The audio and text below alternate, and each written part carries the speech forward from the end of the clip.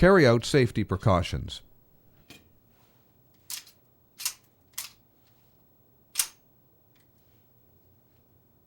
Draw the slide fully to the rear. Push the safety catch upward and engage it in the forward recess of the slide, thus holding the slide to the rear. Push upward on the rear of the slide locking lever. At the same time, press inward on the part of the slide locking lever axis pin that protrudes above the trigger on the right side of the pistol.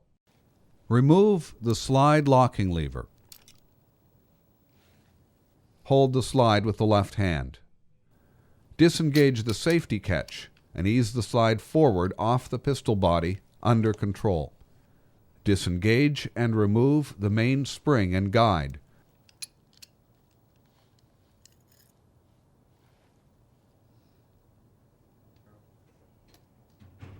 Grasp the cam projection and lift the rear of the barrel as far as it will go. Withdraw the barrel to the rear and remove it from the slide. Remove the spring guide from the main spring.